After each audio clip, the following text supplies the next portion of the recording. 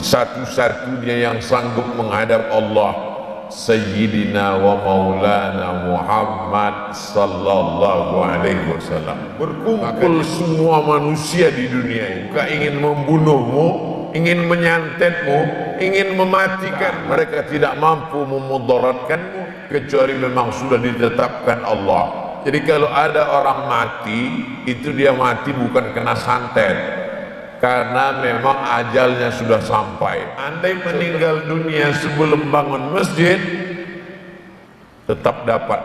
Orang beriman dapat sesuai dengan niatnya. Ada yang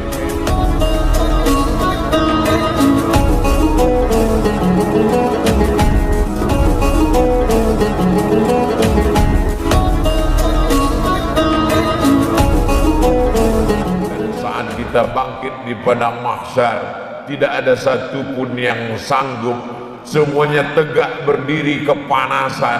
Ada yang tenggelam karena keringatnya sampai mata kaki, ada yang sampai leher, ada yang sampai tenggelam. Semuanya meminta, ya Adam, menghadaplah kepada Allah supaya cepat diputuskan pengadilan di padang mahsyar, supaya cepat yang masuk neraka, yang masuk surga. Nabi Adam tidak sanggup menghadap Allah. Aku pernah khilaf, tersalah, tersilap. Aku minta ampun kepada Allah. Doa paling tua doa Nabi Adam. Rabbana zalamna anfusana wa illam taghfir lana wa tarhamna lanakunanna minal khasirin. Mereka menghadap kepada Nabi Nuh, tolonglah menghadap kepada Allah wahai Nabi Nuh. Kata Nabi Nuh, aku tidak sanggup menghadap kepada Allah. Aku malu karena dulu aku minta supaya anakku diselamatkan. Rabbi ya Allah, inna ibni min ahli, itu anakku, tolong dia ya Allah. Lalu apa kata Allah? Innahu laysa min ahlik, dia bukan anakmu. Innahu amalun ghairu salih, karena amalnya tidak baik.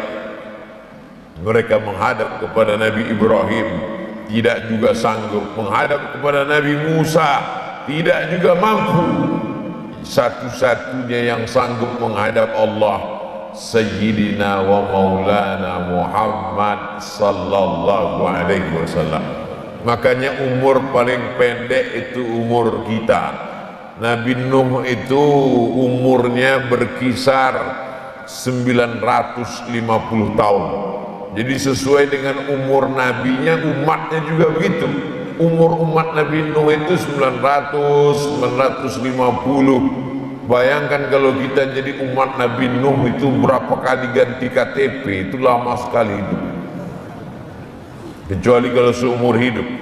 Nabi Muhammad SAW meninggal umur 63. Makanya kata dia, umur umatku nanti baina sittina wa sab'in, antara 60 70, 61, 62, 63, 60, 67, 70. Nabi 63. Jadi ya, kalau ada di antara kita ini yang 63 kurang 1 hari, siap-siaplah. Tapi ternyata kita salah hitung. Menurut kita 63, sebenarnya sudah 65, karena kita menghitungnya Januari, Februari. Nah, itu dua kemungkinan, pejabat atau orang meninggal atau ustaz.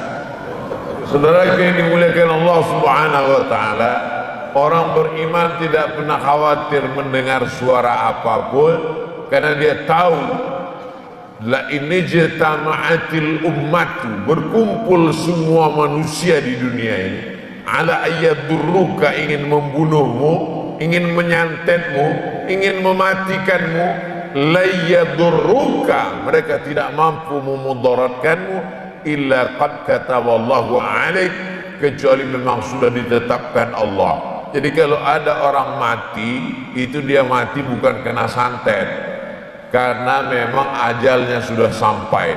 Setengah mati tukang santet menyantet, tidak mati-mati. Yang cerita siapa? Tukang santet yang sudah hijrah, sudah taubat cerita. Kami ini nyantet setengah mati, nggak mati-mati Pak Ustaz, kalau tidak dimatikan oleh Allah Subhanahu wa Ta'ala. Innama amruhu idza arada syai'an ay yaqula lahu kun fayakun. Jadi kita hargai betul hidup ini. Dulu saya menganggap hidup saya masih lama, nanti saya akan mati seperti umur Nabi 63 tahun, masih sempat ke sana kemari. Setelah Covid datang, teman, kawan, sahabat, satu tempat kerja, satu sekolah, tetangga, keluarga dekat meninggal, lebih muda, lebih sehat dari saya. Kalau dia duduk dekat saya, sama-sama jalan, ditanya orang, kira-kira antara dua orang ini mana lebih dulu mati? Ustaz Somad lebih dulu mati.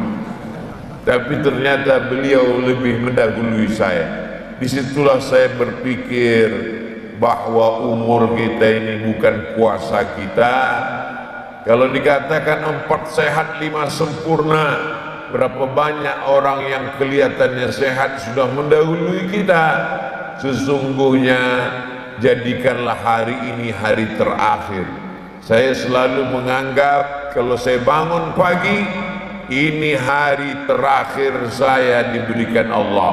Kalau saya masih hidup nanti malam, berarti bonus. Tadi malam sebelum tidur, saya sebut nama Allah. Bismika, dengan namamu aku hidup dan aku mati. Saya pejamkan mata. Andai saya mati, berarti hari terakhir. Dan tak perlu jenazah saya dikirim ke Pekanbaru. Makamkan saya di Pangkaj ini. Karena jenazah dikirim, Bapak Ibu perlu tahu, tiket jenazah jauh lebih mahal daripada tiket orang hidup.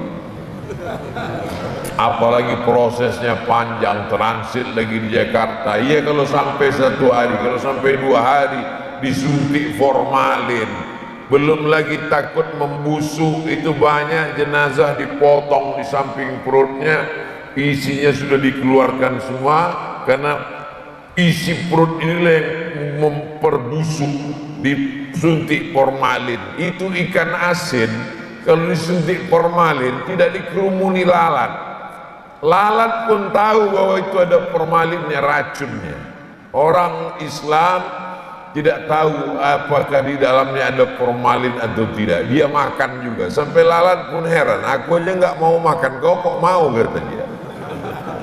Bapak Ibu yang dimuliakan Allah Subhanahu wa Ta'ala, saya tidak menakut-nakuti, saya hanya ingin mengingatkan kita dalam rangka watawasau bil haq watawasau bis sabr. Tapi saya yakin dan percaya semuanya orang soleh-soleh semua, insya Allah. Kalaupun ada yang tidak soleh, memang dulu ada, tapi sekarang sudah meninggal. Nah, yang tinggal ini yang baik-baiknya saja semua, insya Allah. Dan yang sudah meninggal itu pun tidak boleh kita sebutkan tidak baiknya, karena kata Nabi, uzkuru mahasina mautakum, orang yang sudah meninggal dunia sebutkan yang baik-baiknya saja. Ketika masih ada jabatan, kekuasaan, pakailah yang kira-kira kalau sudah mati menjadi amal jariah. Bangun masjid, bupati, wali kota, gubernur, bangun masjid, Islamic Center, masjid raya, masjid agung, masjid besar, masjid jami, raja-raja, sultan-sultan membangun masjid. Berapa banyak tentara, jenderal bintang 4, bintang 5, paling tinggi cuma bintang 4. Ada beberapa di Indonesia sampai bintang 5. Tidak ada yang sampai bintang 7, karena bintang 7 itu bukan jenderal tapi sakit kepala.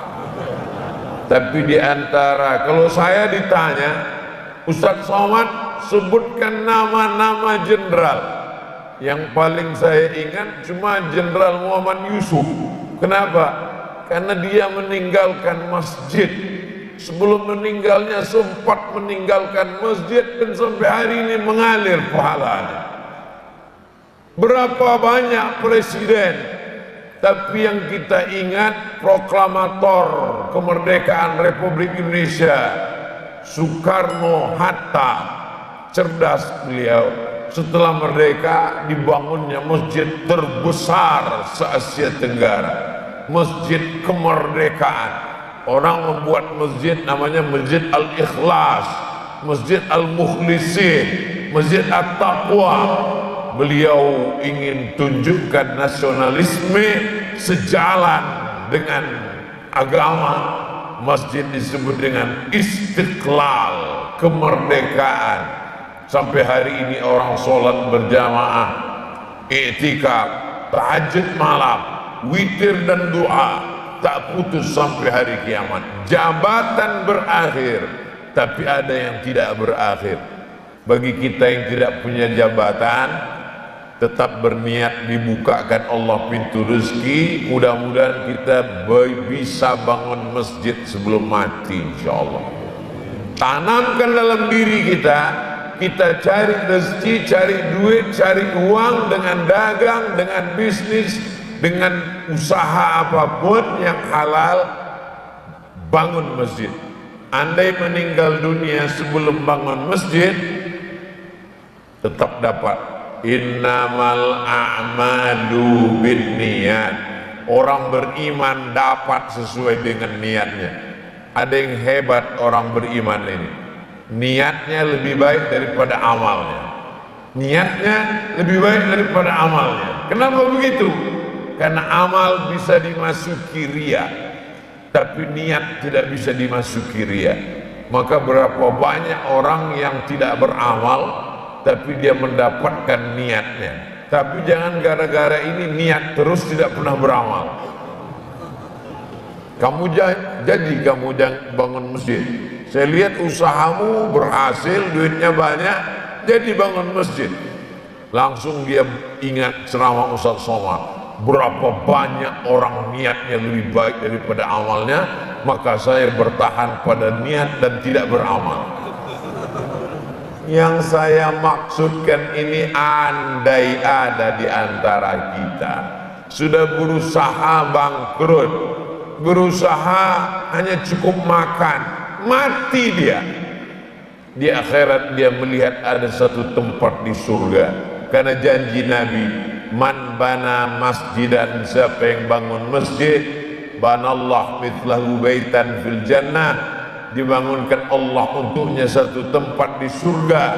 Dan sempat dia membangun, andai dia tidak sempat membangun, Allah sudah sampaikan niatnya. Itulah makna niyatul mu'min khairun min amalihi. Niat orang beriman itu lebih baik daripada amalnya.